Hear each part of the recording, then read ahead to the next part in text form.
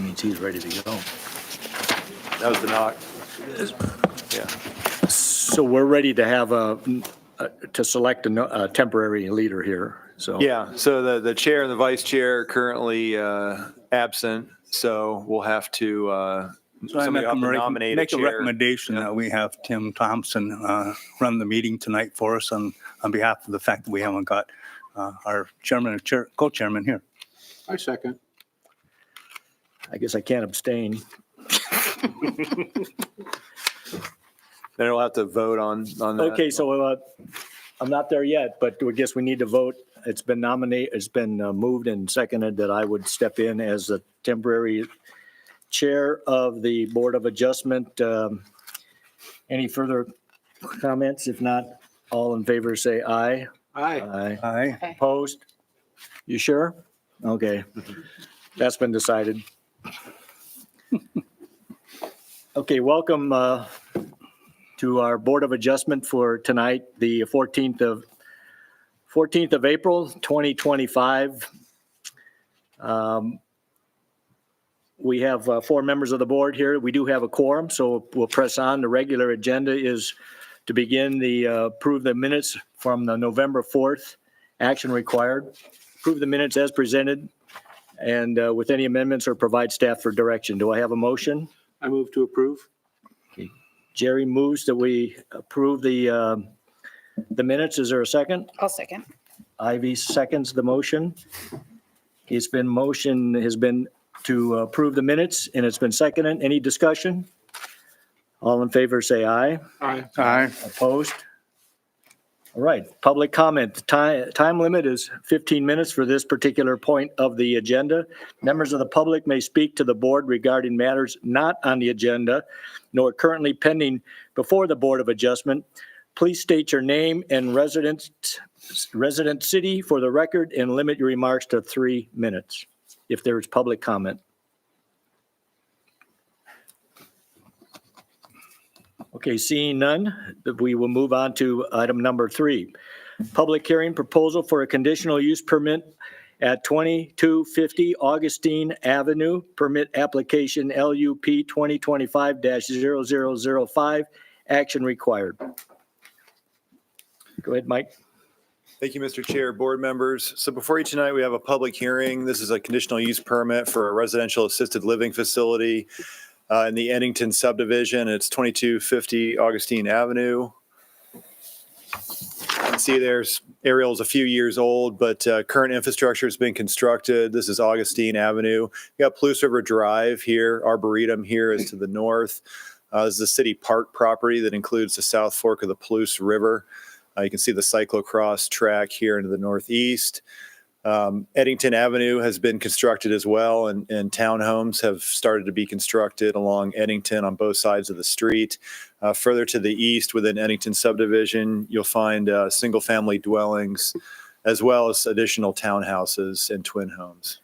Mr. Chairman, excuse me, we can't hear the speaker. Can you speak into the microphone? You can hear this? Oh, I guess, is it? Can't hear that. Hello? Eddington? No? These work up here. You can borrow mine. It sounds like his mic works, but maybe just not close enough to it. Yeah, can you hear that? Oh, there we There go. you go. All right. Okay. Well, I'll just start over here. So Eddington subdivision is the subdivision the property is included in. Palouse River Drive here is to the north, running east-west. It's an arterial street. The Arboretum for University of Idaho is to the northeast. This is the cyclocross track for the city of Moscow's park property. And this is the South Fork of the Palouse River here you see to the north of the subject property, which is outlined in red to center your screen. This is Eddington subdivision, comprised of Augustine Avenue is Eddington Avenue.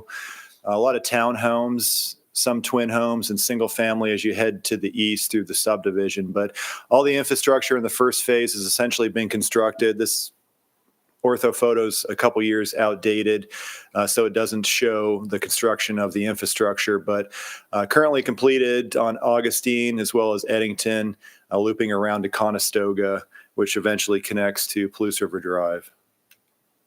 And again, Augustine is completed, the photo shows it It's undeveloped. It Completed, is yeah. completed. All the infrastructure is completed in the subdivision.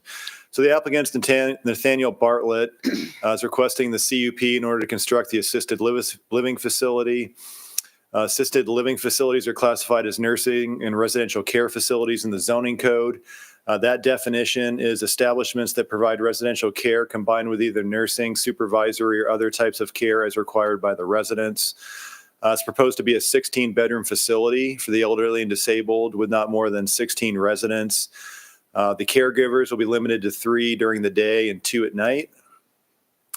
So this is just a closer view of the property. Once again, Augustine's currently constructed with curb gutter, sidewalks, pavement on both sides of the street. You can see this is the 100-year floodplain, which is the shaded blue area for the South Fork of the Palouse River. So a substantial portion of the property is within the 100-year floodplain. So any structures that are constructed will have to meet our floodplain development requirements, which are essentially 2 feet above the base flood elevation. There's already been substantial grading for the subdivision, I believe, is already elevated at the grade currently 2 feet above base flood elevation. This brings us to a zoning map of the area. It's in the residential office zoning district, as well as the properties to the west, south, and to the east. City's property there to the north is Farm Ranch. Then you have a portion within the county to the north, it's Ag Forest. And all this property here in the county to the west is also in the Ag Forest zone. Residential office in the zoning code is a moderately intensive zone, includes both offices and high-density housing, serves as a transitional zoning district between residential zoning districts and commercial and/or industrial zoning districts, appropriately applied in the following circumstances.